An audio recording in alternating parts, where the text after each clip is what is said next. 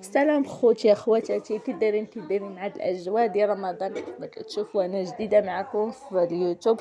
كنتمنى يبقى يعجبكم المحتوى اللي كان له، وكنتمنى تتابعوني. المهم اليوم غادي نقدم معكم احسن خبز بانيني، كيجي واعر وخفيف احسن من ديال الزنقه الصراحه.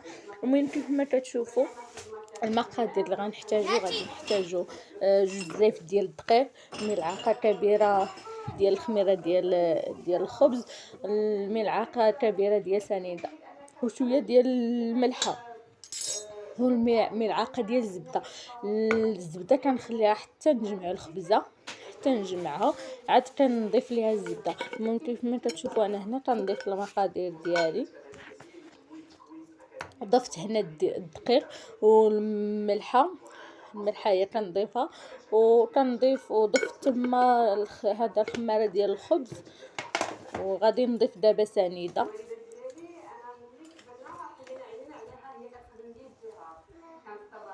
هنا بغيت نضيف سنيده كما كتشوفوا، وغادي نجمعوها بما عادي ديال روبيني كيف ما كتعرفوا نتوما.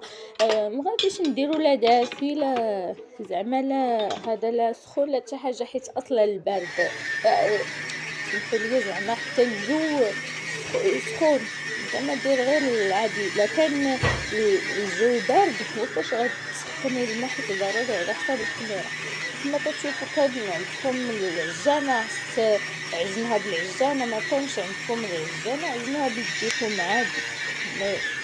انا عندي هنا العجانه واستعملتها كما كتشوفوا.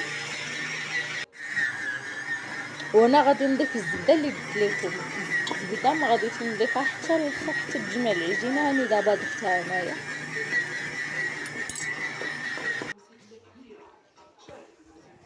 هاني دابا خليت هذا الخبز خليته 5 دقائق ولا 10 دقائق، عاد حتى ارتاح حتى خمر ليا، عاد جبته وقسمته على 10 د الكويرات اللي خرجت لي انا العجينه. الا بيتو نتوما ديروه صغير باش ديروا على حساب داكشي اللي بغيتو، بغيتو ديروه صغير باش ديروه كبير.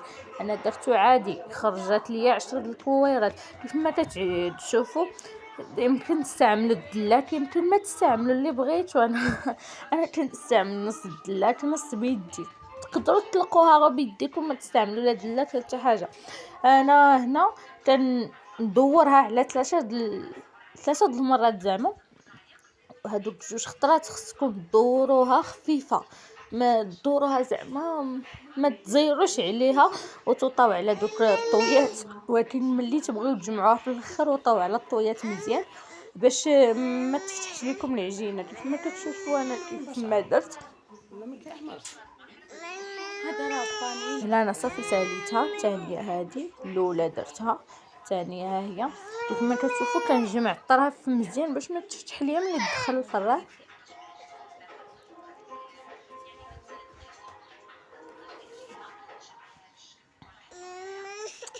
يعني درت معكم الخبيزه الثانيه، ندوزو للثالثه نوريكم كيفاش.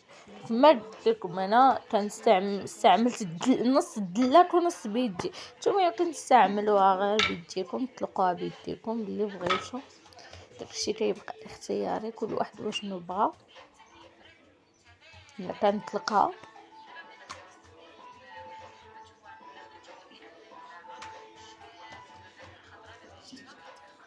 هنا كنطويها الطويه الثانيه كيف ما قلت لكم، كنرخفها ما كنزيرش عليها. الطويه الثانيه حتى هي كنوطي على دوك الجناب، الطويه الثالثه كنزير على دوك الجناب باش ما يتفتحوش ليا ملي يدخلوا الفران.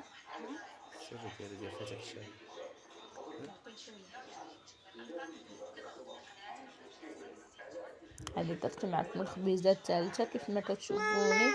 كنجمع على الطرف كامل ديالها باش ما يتفتحوش ليا ملي يدخل الفران. انا الطاوه كندهنها بالزيت وبالدقيق، وكنديروا فيها البانيني، وكنجيبوا البانيني كنخليو الفران كيكون شاعل قبل، خصو يكون سخون عاد تدخلي الطاوه كيكون شاعل قبل. وانا كنخلي البانيني في الطاوة ديالي وكنغطيه بشي زيت حتى يخمر، عاد كندخلو الفران يطيب.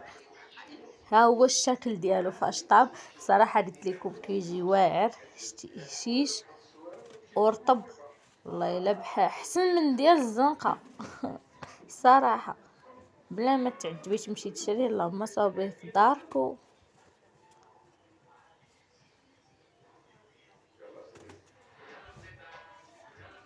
كيف ما تتشوفوا. انا هو الشكل ديالو في الاخر انا عمرته غير بالطون وهذا والزيتون والبصله ومطيشه، ودرت شويه د المايونيز والفرماج ودرته في البانيني ديالي.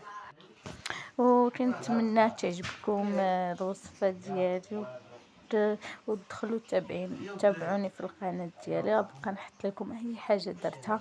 يلا بسلامه، تهلاو في ريوسكم.